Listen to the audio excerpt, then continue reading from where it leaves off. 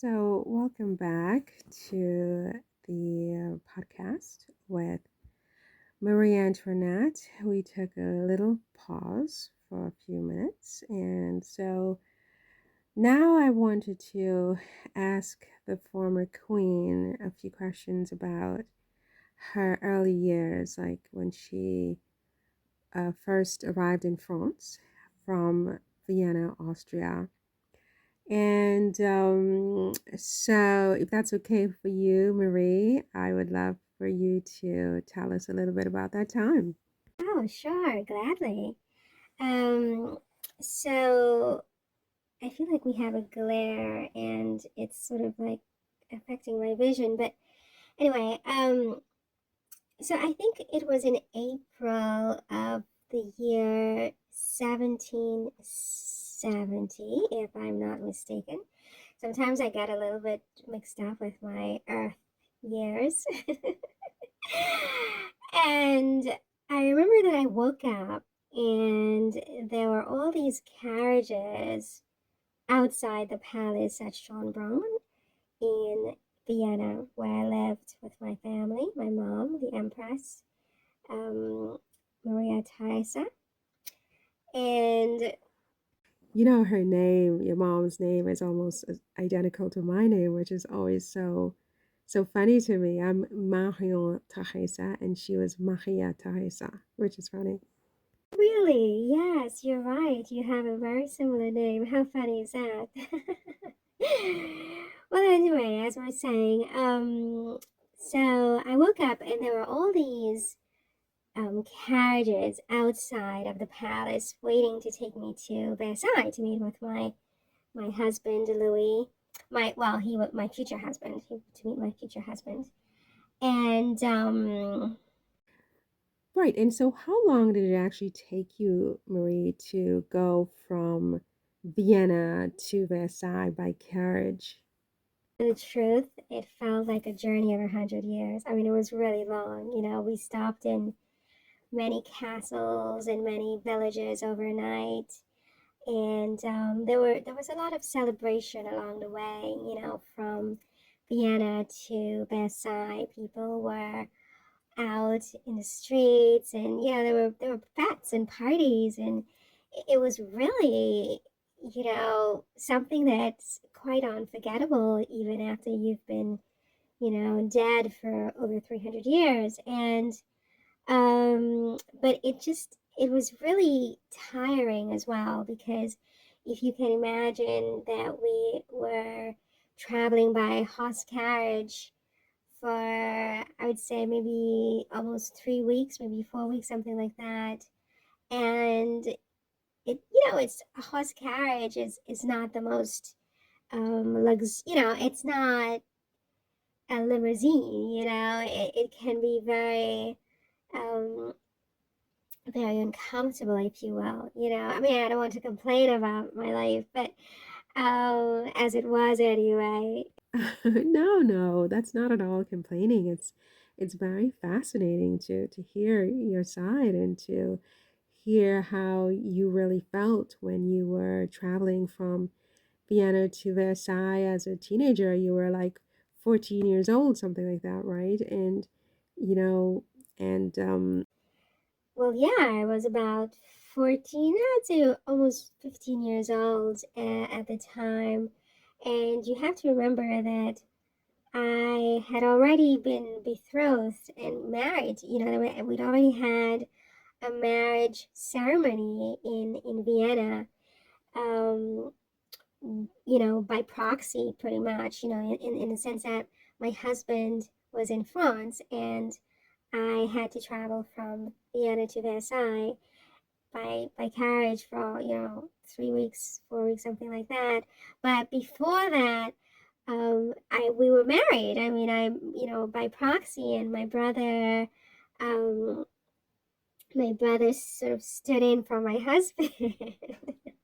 wow, that's like insane. I mean, and how many, if I may ask, how many suitcases do you remember how many suitcases you were traveling with from Vienna to Versailles? Because I mean, I imagine even though you married your husband by proxy, there was an official wedding ceremony in France. I mean, I think I saw that in one of the movies. They made many movies about you. So, did you sort of travel with your wedding dress, that elaborate wedding dress?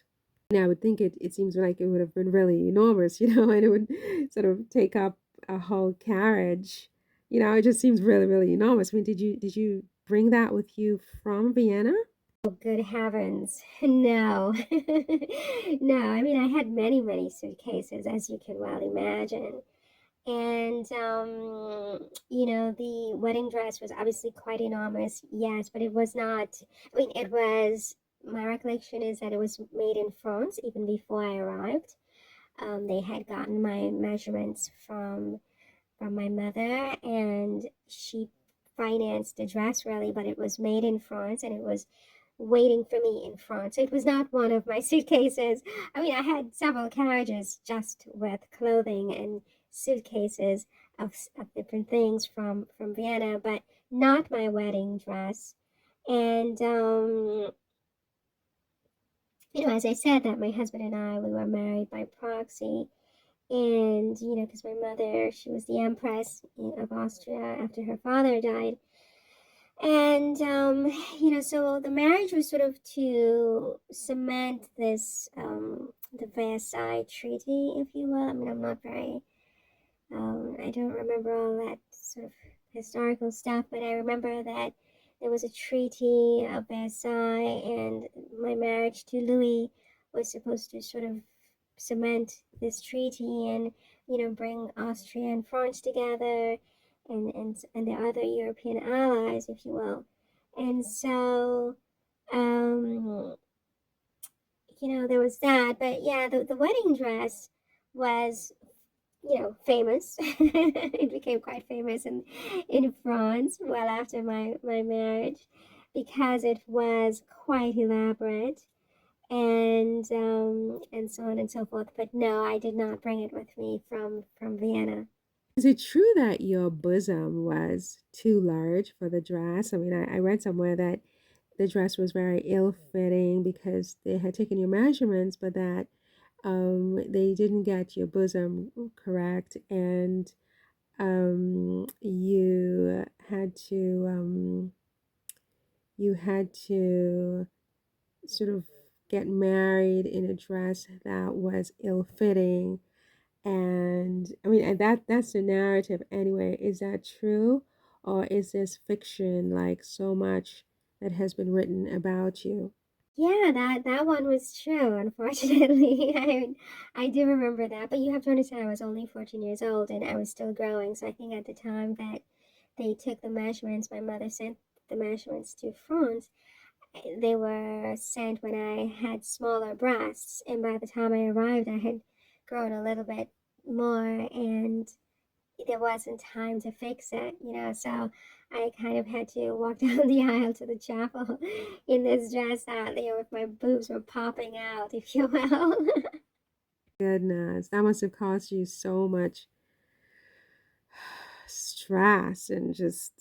But the dress was so lovely otherwise, and it was really, really sparkly.